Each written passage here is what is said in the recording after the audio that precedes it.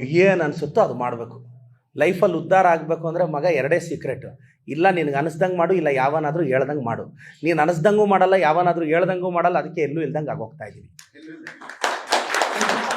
ನಾನು ಹೇಳೋದು ಇಷ್ಟೇ, ನಿನಗೆ ಅನ್ನಿಸ್ದಂಗೆ ಮಾಡು, ಏನಾದರೂ ಆಗೋಗ್ಲಿ.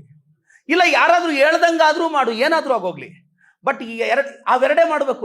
ನಿನಗೆ ಅನ್ನಿಸ್ದಂಗೆ ಅರ್ಧ, ಹೇಳ್ದಂಗೆ ಅರ್ಧ ಮಾಡಿದ್ರೆ ಅಲ್ಲೇ ಇರ್ತೀಯ. ನೋಡು, ನನಗೆ ಅನ್ನಿಸ್ದಂಗೆ ಮಾಡ್ತಿದ್ದೀನಿ. MLA ಆಗಿದ್ದೀನಿ, ಅಕಾಡೆಮಿ ಕಟ್ಟಿದ್ದೀನಿ, 500 ಜನಕ್ಕೆ ಕೆಲಸ ಕೊಟ್ಟಿದ್ದೀನಿ.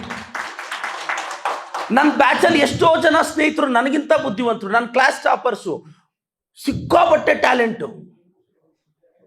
ಬಟ್ ಯಾಕೆ ಅವರು ಅಲ್ಲೇ ಉಳಿದದ್ರು? ಟ್ಯಾಲೆಂಟ್ ಇಲ್ಲ ಅಂತಲ್ಲ, ಐಡಿಯಾಸು, ಭಯ, ಆತಂಕ, ಅಭದ್ರತೆ. ನಾನು ಹೇಳೋದೇನು ಗೊತ್ತಾ, ಇವಾಗೆಲ್ಲ ಮಾಡಿ ನನ್ನನ್ನು ಕೆಲವರು ಹೇಳ್ತಾ ಇರ್ತಾರೆ, ಮೀಡಿಯಾ ಫ್ರೆಂಡ್ಸ್, ಪ್ರದೀಪ್ ನೀನು ಜಾಸ್ತಿ ಮಾತಾಡ್ತೀನಿ. ನಾನು ಹೇಳಿದೆ, ನೀನು ಕಡಿಮೆ ಮಾತಾಡಿ ಏನು ಕಡ್ದು ಕಟ್ಟಿ ಹಾಕಿದ್ದು ಹೇಳು ಮಗನೇ ಅಂತ. ಏನು ಪ್ರಿನ್ಸಿಪಲ್ ಸಾಹೇಬ್ರೆ? ನಾನು ಹೇಳಿದೆ, ಅಪ್ಪ ನಾನು ಜಾಸ್ತಿ ಮಾತಾಡಿ ಪರಿಶ್ರಮ ಕಟ್ಟಿದ್ದೀನಿ, MLA ಆಗಿದ್ದೀನಿ, ನೋಡಿ ಇಷ್ಟು ಜನ ಅಭಿಮಾನಿಗಳು ಸಂಪಾದಿಸಿದ್ದೀನಿ. ನೀನು ಕಡಿಮೆ ಮಾತಾಡಿದ್ಯಲ್ಲ, ಏನಾದರೂ ಕಡ್ದು ಕಟ್ಟೆ ಹಾಕಿದ್ರೆ ಹೇಳು.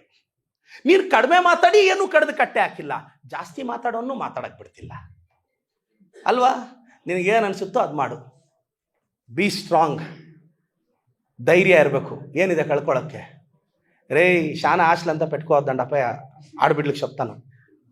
ನಾನು ಇಲ್ಲಿರೋ ಪೇರೆಂಟ್ಸ್ಗೆ నువ్వు 60 ఏండ్లు 70 ఏండ్లు 80 ఏండ్లు దుడిసి ఒక 100 ఎకరాలు చేస్తావురా, చచ్చిపోతే ఎత్తి సైడ్లా పుడుస్తారా రే, సెంటర్లా పుడిచేలా రేట్ తక్కువ వెళ్దాంరా.